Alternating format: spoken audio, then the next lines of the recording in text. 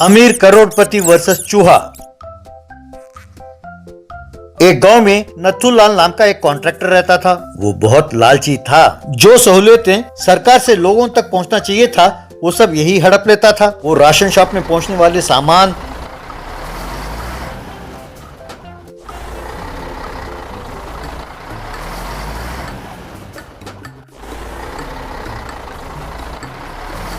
बीज, खाद सब अपने गोदाम में भर लेता था। बाद में उसे चोरी छिपे बेचता था।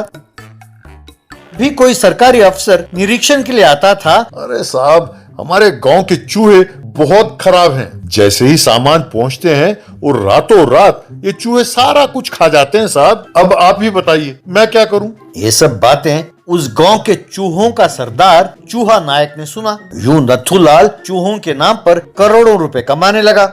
उस गांव के भोले लोग नथुलाल की बातों में विश्वास करते हुए जहां चूहे देखा वहां उन्हें मारने लगे। इससे चूहों के सरदार को बहुत गुस्सा आया। एक दिन चूहा नायक नथुलाल के गोदाम में गया और मैं देखो नथुलाल, तुम गलत काम कर रहे हो। हम बड़े छोटे प्राणी हैं। हम अपने छोटे से पेट भरने के लिए 2-4 दाने खा जाते हैं बस। और तुम हमारे नाम पर सारे देश को हड़प रहे हो। तुम अपने घोरक धंधा के लिए हमारा नाम इस्तेमाल करते हो। ये गलत है।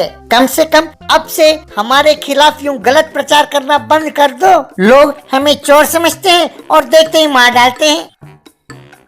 तुम वैसे हो तो चूहा, तुम मेरे उंगली जितने बड़े हो और मुझसे यूं अकड़ के बात करते हो। हाँ, मैं तुम्हारे नाम पर ही यूं कमा रहा हूँ तो तुम कर क्या लोगे? तुम कर ही क्या सकते हो? हाँ, मैं अभी के अभी तुम्हें मार कर अनाज की बोरी के ऊपर तुम्हें रख कर उसका फोटो खींचकर अखबारों में छपवाऊंगा।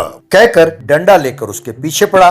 चूहा नायक वहां से किसी तरह बचकर भाग गया। फिर चूहा नायक अपने अड्डे पर पहुंचा और वहां एक टीले पर बैठकर बाकी सब चूहों को एक इमरजेंसी मीटिंग के लिए बुलाया। वहां मेरे प्यारे चूहे दोस्तों, इस नथुलाल के वजह से हमारी जान को खतरा हो गया है। इसीलिए हमारा फर्ज है कि हम सब मिलकर किसी न किसी तरह उसे रोकें। हमें नथुलाल को सबक सिखाना ही होगा। बाकी सब चूहे वैसे ही सही सरदार। नथुलाल की आदत थी कि वो सारे नोटों को अपने बिस्तर में बिछाकर सोता था। एक दिन इसी तरह रुपयों को बिछाकर वो सो रहा था कि सब चूहे नथुलाल के बेडरूम में आए, धीरे से उसके पलंग पर चढ़े और सब नोटों को कुतर दिया।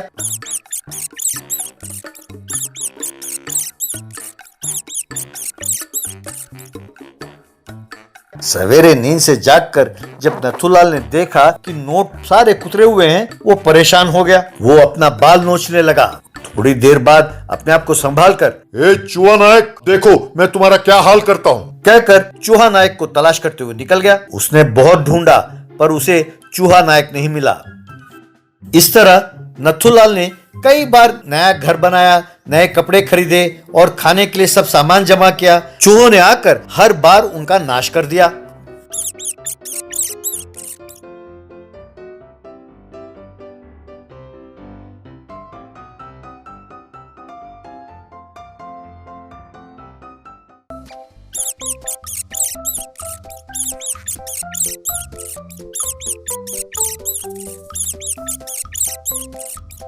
आखिर में नथुलाल के पास ना खाने के लिए खाना था, ना रहने के लिए घर और ना ही पहनने के लिए कपड़े। आखिर में उन्हें मंदिर के बाहर भीख मांगना पड़ा। तब चूहा नायक वहां पहुंचा।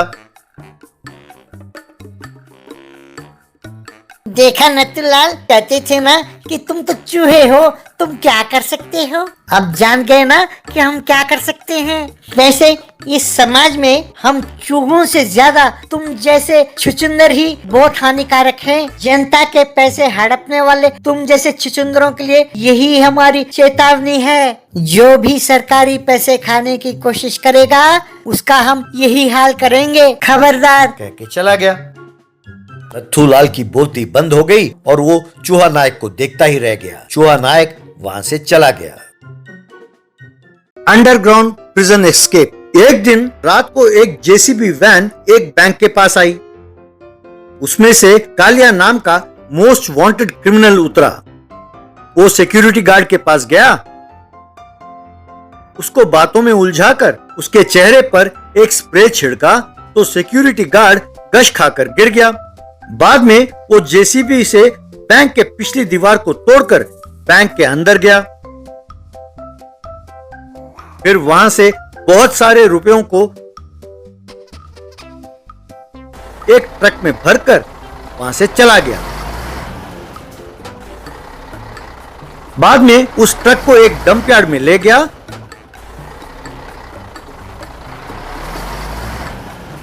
और उसको कूड़े से ढककर छिपा दिया। किसी को शक ना हो इसलिए वो साइकिल पर ही चेक पोस्ट पार करने पहुंचा, पर पुलिस को शक हुआ और उसे रोककर उससे पूछताछ करने लगे। वो ठीक से जवाब ना दे पाया तो उसे पूछताछ के लिए पुलिस स्टेशन ले गए। वहां पर एसआई अपने सामने पड़े फाइल और उसे बारी बारी देखते हुए, ओ माय गॉड, ये तो कालिया है, द मोस्ट वांटेड क्रिमिनल। मुझे शक है कि जो बैंक लूटा गया उसमें भी इसी का हाथ है। अपने स्टाइल से पूछताछ करो। बाद में पुलिस वालों ने उसका शर्ट उतारकर उसे एक कुर्सी से बांधकर लाठी बरसाने लगे। सर, मैं कालिया नहीं हूँ सर, मेरा नाम मोहन है सर, आपसे कोई भूल हुई है सर, मेहरबानी करके मुझे छोड़ दीजिए सर प्लीज, कहकर चिल्लाने लगा। अरे तू कौन है, तेरी कहानी क्या है, सब जानता हूँ। मैं जानता हूँ कि तू न केवल एक नामी चोर है बल्कि जेल से फरार होने में भी तू माहिर है। तुम कितनी बार जेल से फरार हो चुके हो उसका तो हिसाब ही नहीं है, इसलिए इस बार तुम्हारे लिए खास अंडरग्राउंड प्रिजन का बंदोबस्त किया है। वहाँ से तुम इस जन्म में तो नहीं भाग सकते। कांस्टेबल्स, इसे उस कैदखाने में ले जाके डाल दो। उस बूढ़े कांस्टेबल कन्हैया को वहाँ ना छोड़ना, उससे खतरा हो सकता है क्योंकि वो सनकी है। इस तरह कालिया अंडरग्राउंड जेल में कैद था। हर रोज पुलिस वाले आते, मारते, वो कहता रहता कि मुझे कुछ नहीं मालूम, मुझे कुछ नहीं मालूम। ये सिलसिला चलता रहा। एक दिन कन्हैया नाम का बूढ़ा कांस्टेबल खाना लेकर वहां पहुंचा। वहां कालिया को मार रहे कांस्टेबल्स ने उसे देखकर, अरे तुम यहाँ क्यों आए हो? साहब ने कहा था ना कि तुम यहाँ नहीं आ सकते, जाओ जाओ यहाँ से। अरे साहब का दिमाग खराब है, तुम लोगों को क्या हुआ? वो कालिया नहीं है, कह रहा है ना, तुम मानते क्यों नहीं हो? फाइल में इसी का फोटो है, पर ये कालिया नहीं है क्योंकि मैंने कालिया को देखा है, एक बार मुझसे बचकर भाग चुका है। ये खाना मैं उसे देने आया हूँ, तुम लोग जरा बाहर जाओ, ठीक है? कहकर कांस्टेबल्स बाहर चले गए। ये देखकर कालिया मन ही मन में खुश होकर नाटक करता हुआ, थैंक यू दरोगा जी, कम से कम आपने तो मेरा विश्वास किया कि मैं कालिया नहीं हूँ, शुक्रिया। अरे बस ये पुलिस वाले ऐसे ही हैं, किसी निर्दोष को पकड़कर उससे जबरदस्ती दोषी बना देते हैं। ये लो खाना खाओ, पता नहीं खाए हुए कितने दिन हो गए, खाओ खाओ, कहकर से खाना दिया। खाना खाते हुए कालिया को कन्हैया के कमर पर लटक रही चाबियों का गुच्छा नजर आया। उसे एक उपाय सूझा। बाद में खाना खाकर प्लेट को वापस करते हुए, बहुत बहुत शुक्रिया, आप बड़े नेक इंसान हैं, आप देखने में बहुत भोले भी हैं। वैसे ये क्या घटिया आइडिया है, जमीन के अंदर जेल क्यों बनाया? ऊपर देखिए कैसे पानी रीस रहा है, कहकर ऊपर दिखाया। कन्हैया ऊपर देखने लगा तो कालिया ने उसके चाबियों को गुच्छे को चुरा लिया। बाद में कन्हैया वहां से चला गया। उस रात को वो ताला खोलकर बाहर आया, फिर सीढ़ी चढ़कर दरवाजा खोला तो वो पुलिस स्टेशन के बीचों बीच में खड़ा था। वहां नजर दौड़ाया तो कुछ कांस्टेबल्स खर्राटे मारकर सोते हुए नजर आए। वो वहां से चुपचाप बचकर चला गया।